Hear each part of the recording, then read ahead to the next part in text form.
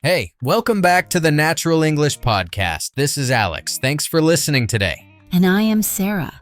We are really glad you are here with us. Take a breath and just relax for a moment. So, today, we are going to talk about something a little serious. Work stress. Stress from your job. Yeah, not just vocabulary. We want to talk, honestly, about how work can feel difficult sometimes. This episode is for upper intermediate learners, so around B2 level. If that is you, you are in the right place. And I think a lot of people can understand this feeling. You are under pressure at work, but you are not sure how to say it clearly in English. Exactly. You want to say more than just, I am tired, or my job is hard, but the words do not come. So, in this episode, we want to help you do something simple but powerful. We want you to be able to describe your own work stress in English and also how you deal with it. When you finish this episode, we want you to be able to say, this is what stresses me out at work, and this is how I cope, in clear, natural English. Yeah, not perfect English, but real English. English you can use with a friend, with a colleague, or even with your manager. Maybe I can start with a small example from my own job. Nothing dramatic, just normal stress. Sometimes I have 3 or 4 deadlines in the same week. I am jumping from one project to another, and there are long meetings, back to back, almost no break.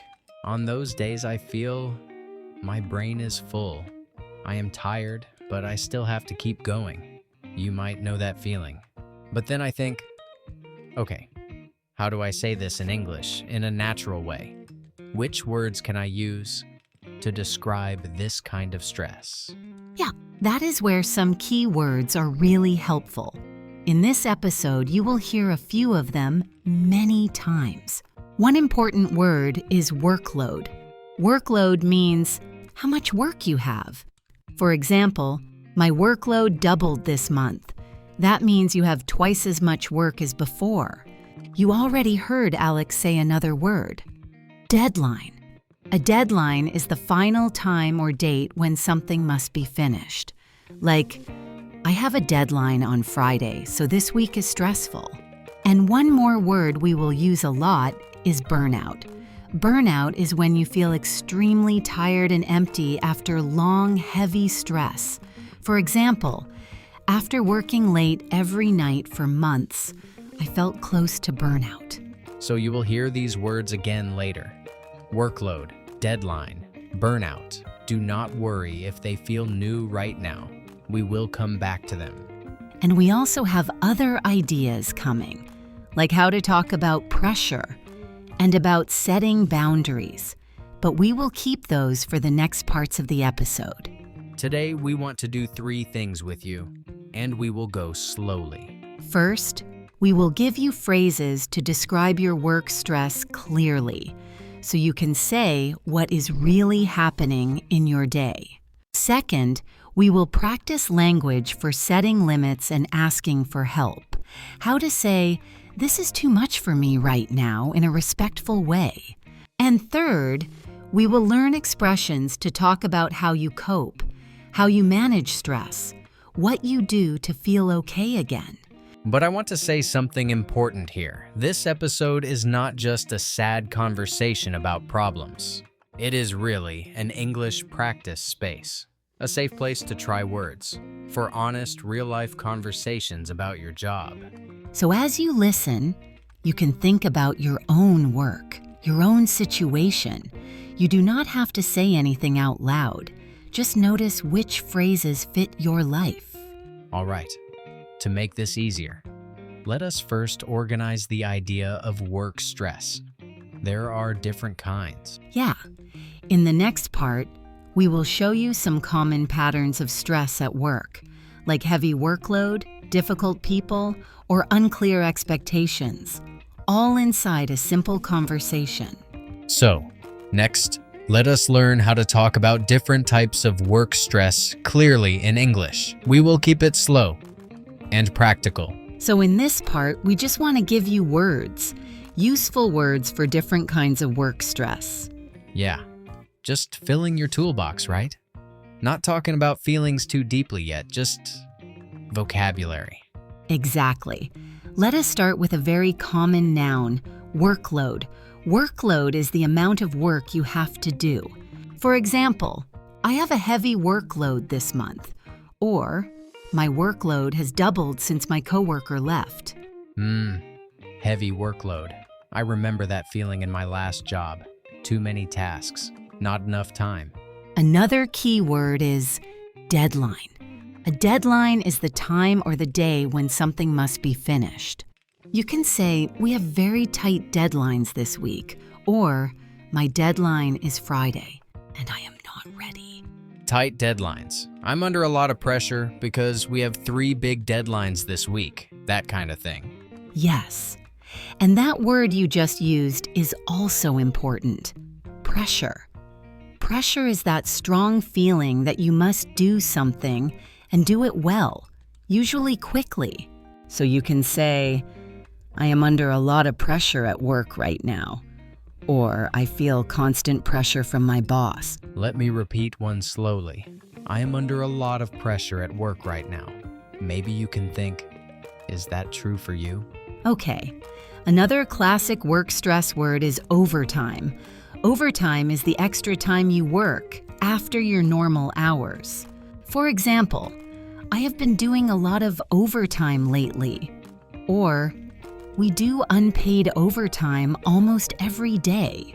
Yeah, overtime was a big problem in my old office. I was always staying late, always doing overtime. Now, a more emotional kind of stress. Conflict. Conflict means fighting or strong disagreement with other people. You can say, I often have conflicts with my manager, or there is a lot of conflict between our team and sales. Connected word here is tension. Tension is that feeling when things are not open war, but something is not okay between people. For example, there is a lot of tension in my team right now. Or, I can feel the tension in meetings. Good. Another noun for stress is responsibilities. These are your duties, the things you must take care of. You might say, I have too many responsibilities in my role. Or, I feel responsible for everything that happens. Let me move to a different type. Future stress. One word there is job security. Job security means how safe your job feels. You can say, I am worried about job security, or my job feels unstable because the company is cutting costs. Right. Or our company is going through a lot of changes, so people are nervous about job security. I have been there. Our company was changing the structure, and I kept thinking, do I still have a future here? Now I want to give you one more very important word, burnout. Burnout is not just feeling tired after one long day. Burnout is long-term. For a long time you feel empty, with no energy, no motivation. Even after a weekend, you still feel done. So, tired is short. Like, I am tired after this project. But burnout is bigger. It is like, I feel burned out from this job. Exactly. For example, I was so burned out that I could not focus on simple tasks. Or I am close to burnout after this year. Let us add a few adjectives now. Overwhelmed. When you are overwhelmed, you feel there is too much and you cannot handle it all. You can say, I feel overwhelmed by my emails, or I get overwhelmed when everyone needs something from me at the same time. Another one is stressed out. This is like stressed, but more emotional. Your body and mind both feel it strongly. For example, I have been really stressed out this week. Or she is so stressed out before presentations. And one more phrase I like, mentally drained. This is when your brain has no energy. You can work, but nothing goes in. You might say, I feel mentally drained after long meetings, or by Friday, I'm completely mentally drained. So we talked about different situations: a heavy workload, tight deadlines, overtime, tension and conflict, worries about job security, and feelings like burnout, overwhelmed, stressed out, mentally drained. Now choose one or two sentences that feel close to your life. Maybe, I have a heavy workload, or I am worried about job security. Just pick them in your mind. Keep them, because knowing the words is good. But what really matters is talking about your own situation. These phrases are like pieces. In the next part, we will practice using them to describe your personal work stress more clearly. Yeah. Alex and I will share our own examples first as role models. Then you can think about your case using the same kind of language. So, when we talk with listeners, many people say just two things about work. They say, I'm busy, or it's hard. That's it.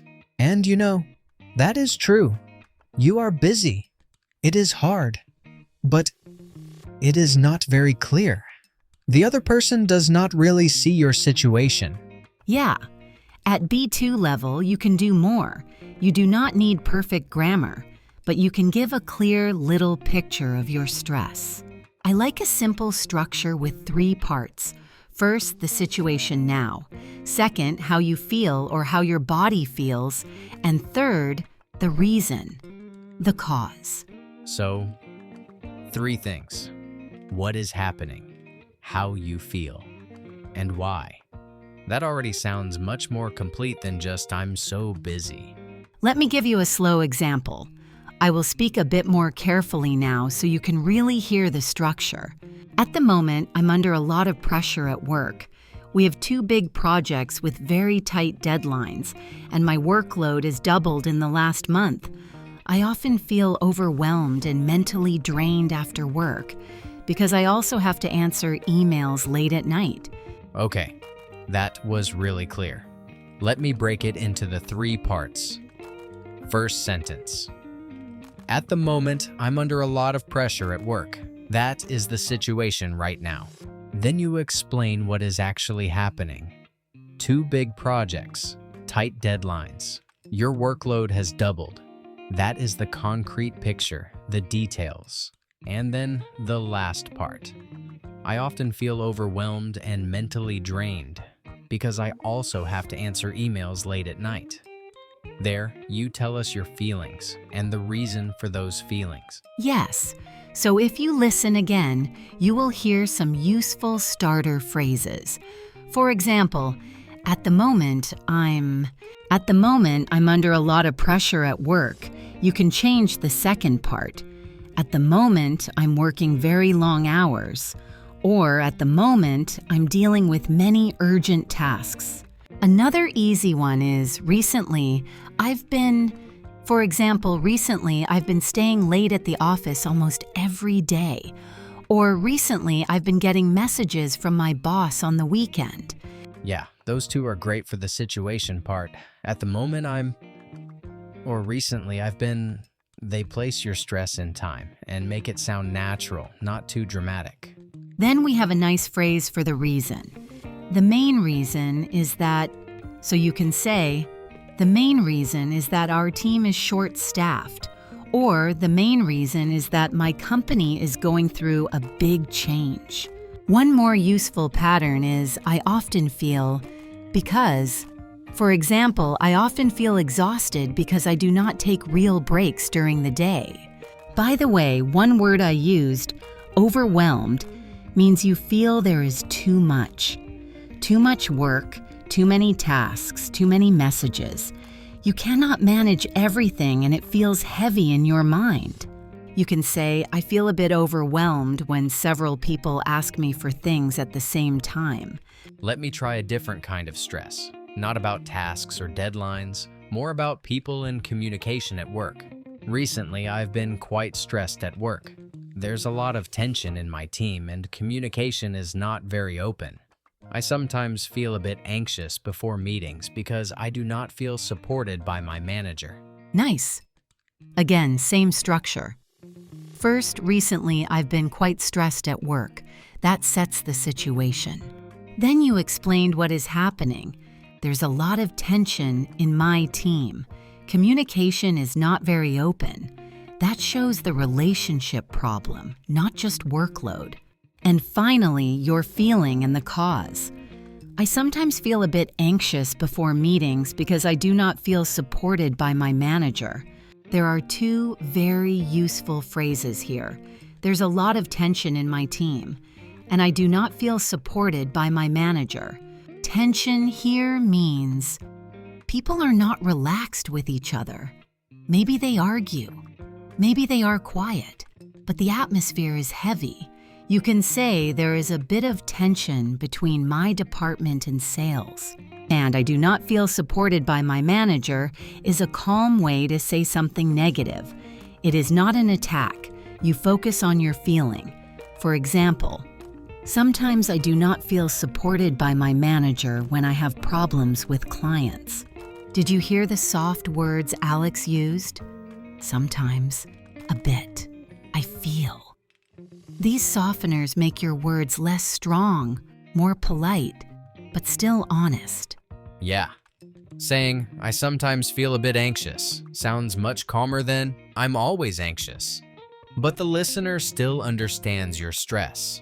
For now, it is totally fine just to listen.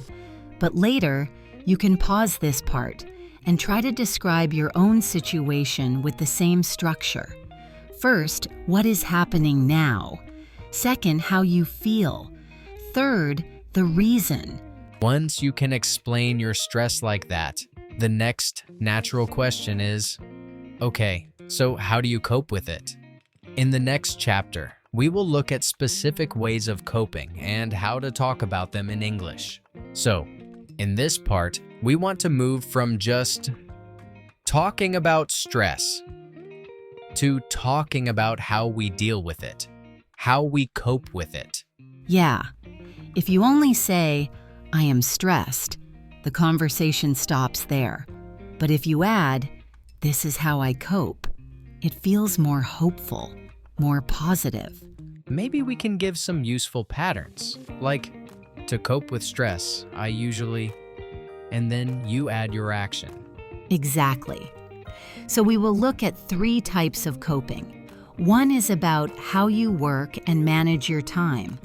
One is about your body and mind, and one is about changing your work situation. Okay, so first type, the practical side, how you work, time management. A really common verb here is prioritize. Prioritize means decide what is most important and do that first. So you can say, I try to prioritize my tasks. Nice. So for example, to cope with stress, I usually prioritize my tasks and focus on the big ones first. Yeah. Or more simply, I focus on the most important tasks first. That is really natural. Another thing is rules for yourself, like no more emails at night. Right. We often say, I set clear boundaries. Boundaries are like lines you do not cross. So you can explain, I try not to answer emails after 8 p.m. That is a boundary. So I could say one thing that really helps me is setting boundaries. For example, I close my laptop at 7 p.m. and I do not open it again. Perfect. That sounds very natural. And it shows you are doing something, not just suffering. What about during the day? When work is busy, but you cannot change the deadline. Then, small actions help. You can say, I take short breaks during the day, or I go for a quick walk at lunchtime. These are great coping strategies. Yeah. For me, when I have a big deadline, I actually wake up early. To cope with stress, I usually get up before everyone else and have one quiet hour to focus. That is a really good example. Very real. And listeners can copy the start of your sentence. To cope with stress, I usually... and then add their habit. Okay, second type, taking care of your mind and body. Yes, exercise, sleep, talking to people. You can say, I work out 3 times a week, or I do yoga to relax. Both are very common. After work, I try to close my computer and go jogging. One thing that really helps me is going for a run in the evening. It clears my head. I like that phrase. It clears my head. Another useful one is, I try to get enough sleep. Or you can be specific. I avoid checking my phone before bed so I can sleep better. And not just physical things, talking can help too. Yeah. A simple way to say that is, I talk to my friends or family about my problems. Or I share my worries with my partner. It shows you are not alone with the stress. By the way, some learners say, I refresh, just that. But in English, that sounds a bit strange, right? Yeah, we do not really say I refresh on its own. Better phrases are, I take a break or I recharge. Recharge is a nice word. It means get your energy back, like charging your phone. So I could say, when I feel burned out, I take a break and go outside. That helps me recharge. Exactly, very natural. Okay, third type, when you try to change your work situation itself. Yes. For example, I talk to my manager about my workload, or I ask my colleagues for help when I feel overwhelmed. These show you are trying to improve the situation. And sometimes the stress is too strong and too long. Then you might say, I am thinking about changing jobs because of the constant stress. That is a strong sentence, but it is honest and clear. I like your idea from before about not stopping with the negative part. Yeah. When you talk about stress, try to add a positive action. For example, my workload is heavy these days, but I'm trying to prioritize my tasks and take short breaks. The word but is very powerful there. So listeners, you have heard how we describe stress and also how we describe our coping strategies. Next, we will imagine your own situation and practice talking about it together. Yeah. In the next chapter, we will guide you step by step to build a short speech about your stress and how you cope. We will do it slowly so you can repeat and make it your own. Okay, now in this chapter, we are going to build something together. A tiny story about your work stress and how you deal with it. We will guide you step by step. You can pause the podcast anytime and say your answers out loud. So, 3 steps. First, the stressful situation. Second, your feelings and your body. Third, what you do to cope, your strategy. Let's start with step 1. This is just one simple sentence describing the stress. You can use a pattern like, at the moment I am under a lot of pressure at work because, or, recently I have been feeling really stressed at work due to. I will give you some endings very slowly. At the moment, I am under a lot of pressure at work because of a heavy workload. Recently, I have been feeling really stressed at work due to constant deadlines. At the moment, I am under a lot of pressure because my team is short-staffed. Here, short-staffed means there are not enough people in your team. For example, our customer service team is short-staffed, so everyone is extra busy. Okay, now it is your turn. Start with one of these. At the moment, I am under a lot of pressure at work because, or recently I have been feeling really stressed at work due to, then add your situation. You can pause the podcast here and say your sentence out loud.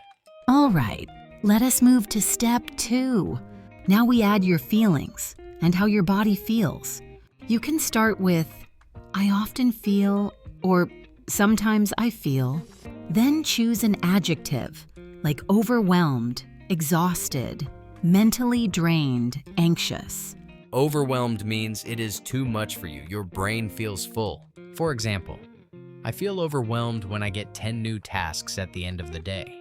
Then you can add because and explain the reason. Let me give you a model sentence. I often feel overwhelmed in the evening because I still have a lot of emails to answer. Listen one more time, a little slower.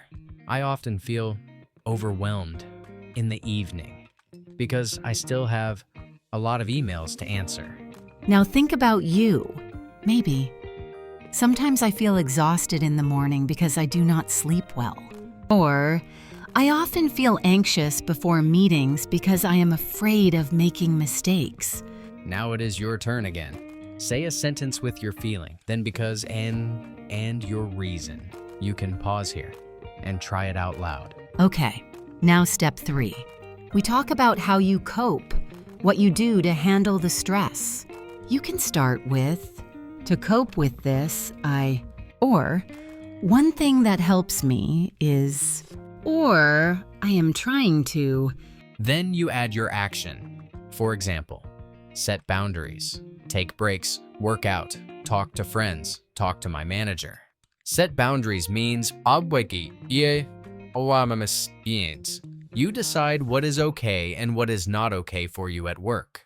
For example, I try to set boundaries by not checking emails after 8 p.m. Let me build a full mini story now. Listen to the 3 parts. First, the situation. At the moment, I am under a lot of pressure at work because my team is short-staffed. Second, the feeling. I often feel mentally drained when I get home because I have to handle so many tasks alone. Mentally drained means your mind is tired, not just your body. For example, after a long day of video calls, I feel mentally drained and I cannot focus. Third, how I cope.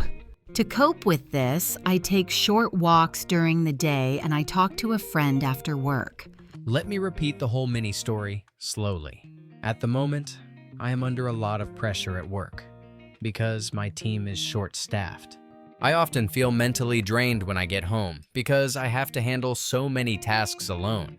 To cope with this, I take short walks during the day and I talk to a friend after work. Now it is your turn to create your 3 sentences. 1 sentence for the difficult situation, 1 sentence for your feelings and your body, and 1 sentence for how you cope, what helps you. You can pause the podcast here and say your own mini story out loud. Do not worry about perfect grammar. It is totally okay if your sentences are simple or a little broken. What matters is that you express your real situation and feelings in clear, simple English. You have now built a small story about your stress and your coping style. In the next chapter, we will look at phrases you can use to share this at work and to ask for help. We will talk about how to set boundaries politely and how to ask for support in a respectful way. So, in this part, I want to talk about something many listeners ask me about. How do I say in English that I just cannot do more work without sounding rude? Yeah, setting limits, asking for help, those conversations. We use one important word here, boundaries.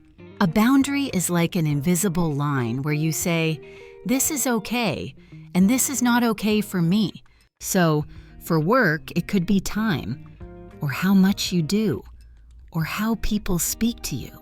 Right, and many of us feel we cannot just say, no, I will not do that. So, how can we say it in a softer way but still clear? Let me give a key sentence. Listen to the rhythm.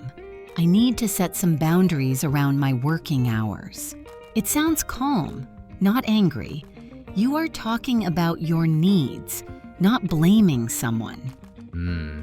Could you say it one more time, a bit slower, so people can repeat? Sure, I need to set some boundaries around my working hours. You can use this with a manager or even with a client. Now, more specific, for example, I am not able to answer emails late at night anymore. Notice I did not say, I cannot. I said, I am not able to. It gives the same meaning, but it feels a bit softer, a bit more polite. So if my boss says, can you answer messages at night? I could say, I am not able to answer emails late at night anymore, but I will reply first thing in the morning. Exactly. You say what you cannot do, and you also say what you can do. Here is another one. I can stay late sometimes, but I cannot do it every day. We have a balance in that sentence. I can, but I cannot.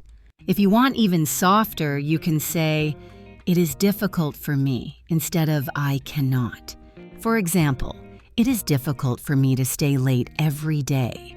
Yeah, that sounds less strong than I cannot stay late every day. Could we do a little role play? I will be an employee talking to my manager. Sure, I will be the manager who wants you to stay late all the time. Okay, so you say, Alex, we really need you to stay late again this week. Alex, we really need you to stay late again this week. I can stay late sometimes, but I'm not able to do it every day. It is difficult for me to keep that schedule. Nice. You used both. I can and I am not able to. Very clear. Now let us move to asking for support when you already feel too much pressure. A very useful word here is overwhelmed. Overwhelmed means you feel there is more than you can handle. Too many tasks, too much noise in your head. Listen to this sentence. Could we talk about my workload? I am feeling a bit overwhelmed. You start with a question. Could we talk about my workload? Very polite. Then you share your feeling. I am feeling a bit overwhelmed. So I am not just complaining. I am clearly saying how I feel in a calm way. Exactly. And then we add a request, a specific ask. For example, is there any way we could share this task with someone else? Is there any way is a very soft, polite way to ask for a change. You are not saying, you must do this. You are saying, is there some possibility? Can you give one more, maybe about getting help on a project? Sure, I would really appreciate some support with this project. Appreciate means you would be thankful. You would feel grateful. So this sounds very polite and honest. I would really appreciate some support with this project. And then you can add, can we prioritize these tasks together? I am not sure what should come first. Prioritize just means decide what is most important and what can wait. I like that structure you used. It is like 3 parts. First, the situation, then your feeling, then your request. So, for example, I have too many deadlines this week. I am feeling overwhelmed. Could we prioritize these tasks together? Yes, that pattern is very powerful and still respectful. Now, sometimes you also need to say no, or almost no. You can start with something positive, then give your limit. For example, I would love to help, but I am at full capacity this week. Full capacity means you are already as busy as you can be. There is no more space. So I am saying the problem is my schedule, not the person. Exactly. And another very polite way is to use I am afraid. Listen, I am afraid I cannot take on any more tasks right now.